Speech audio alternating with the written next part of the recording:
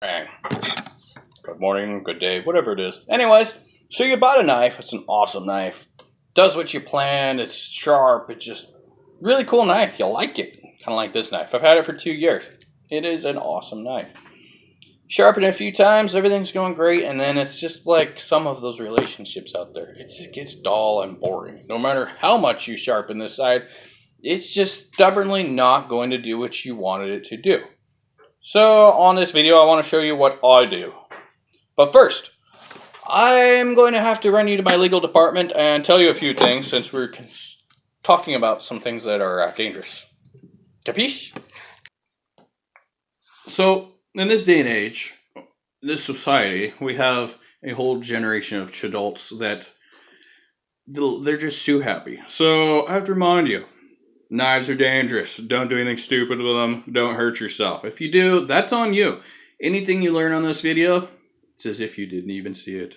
Because, here's why. We're not telling you this is how you should do it. We're just simply showing you how we do it. It could be right, it could be wrong. So use this information at your own risk. Capiche? So, since we got that out of the way, on to knives. What were we doing? Oh, sharpening, right. So, I get people asking me questions on how do you get your knife sharp? Your knives are always so sharp. How does, what is the difference between my blade and yours? There's a lot of good blades out there. They're just getting thrown in the trash because people do not know how to operate them. So, let's keep those knives alive. Rule number 1. This blade, you can kind of sort of see the surface where they ran their machinery across. That is the angle in which you want to sharpen the blade across your stone. But wait, did you put oil on your stone? That is a big thing people don't tell you about. You need to put oil on your stone. And the reason why, here's an example. This is a stone that's been used without oil. That guy was an idiot. Anyways, there's another stone that has been used with oil.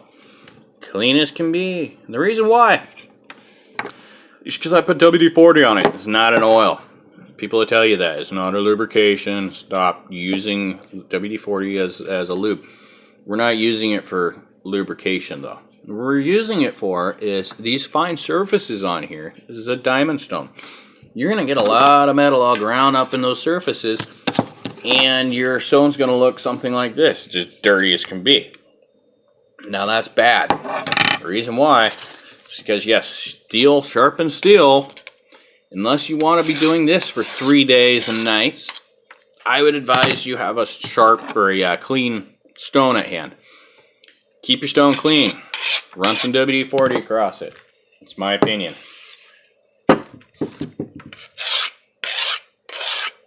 Keep the angle and run the whole blade. Now, I'm running it a little faster than I would advise you doing so. I've seen plenty of people out there, butchers included, and they're just sitting there, how the heck do you know that you got a proper angle on that? Well, here's why. Those guys have probably been doing it for 30 years. You and I have not. You want to run at a safe speed, keep the angle where it's supposed to be, do the whole blade. And yes, you've probably heard this one before. Run it at even swipes. You don't want to be doing 6 on one side and 8 on the other. What you're going to end up with is a tip that looks like a chisel rather than a knife. And when you're cutting things, you're going to end up to the point where you might be able to cut at one angle on the other, and you almost have to keep your blade flat on the object to get any kind of cutting action out of it. I like a blade that cuts the same either way. A reliable blade is a safer blade. While we're speaking of blades being safe, you probably heard a dull blade is a dangerous blade. It's not just because you're thinking to yourself mentally that, oh, well, it's dull and it's not going to cut me, and then you find out, well, it's a little sharper than you thought. No, what it is, okay, when you're cutting a surface, you want to be able to not put as much pressure on it. You really don't want to be sitting there just yanking at it and all of a sudden you slip and cut yourself. That, in my experience, is how I've cut myself. So you want a blade that just does as she's told, no matter what. You don't want to have to put a lot of pressure in it. You want a system that just works, for crying out loud. Can we just keep it simple? Anyways, more on relationship advice later. I've also had a question on what do you do about rusty blades? Well, you dug an old blade out that you like, maybe it's grandpa's, and you want to put it back in service again. Do not run a rusty blade across your sharpening stone. Again, you don't want to clog the grooves up. You want a surface-to-surface contact. You don't want to be metal to metal or rust to metal. It's not going to help you any. So take some fine sandpaper and WD-40, secret potion. Clean that baby off before you sharpen it. The other thing, I like my blades to be sharp as when I bought them or sharper. Razor sharp, preferably. So I'm going to show you today. 4. That's not all. So to get my blades sharp, how do you know they're sharp? Well, you got the old paper trick. You can just don't like that. I don't know what's in that paper. I could be getting rid of the surface that all that work that I just put into it. Maybe I'm wrong, maybe I'm right. It just doesn't feel right when you're cutting something straight on. Doesn't make a lot of sense. So what I do, just what I do, this is my opinion. I see if it can work as a razor. You know, back in the 1900s, they used to use blades for cutting the hair off your face. It's still possible, people. The metal hasn't changed that much. Teacup. I really want to service my blade. Start with one of these with oil. Keep it even paces, even swipes. Keep that angle.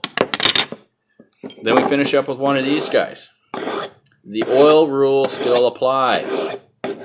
Keep in mind, when you're sharpening your blade, you don't need to put a bunch of weight on it. Again, you don't want to be jerking around, going fast, and possibly cutting yourself. Keep your fingers where they belong.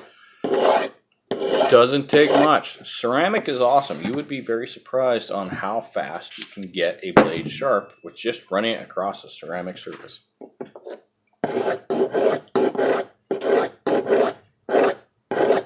I am breaking one of my rules here. You can see I keep kind of, I don't like that. My OCD side, keeping it one direction.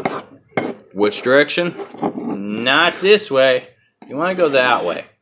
The reason why is microscopically, you got to think microscopically. When I'm doing this, I'm curling metal up around the other way, and I'm just getting a big round surface on there. I'm not getting it sharp.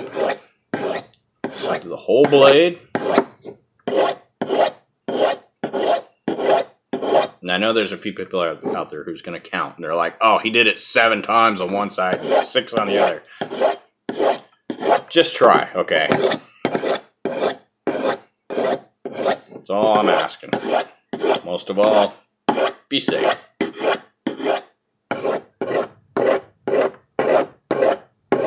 Proof that this works. You like ceramic, it's smooth. It's not going to do anything.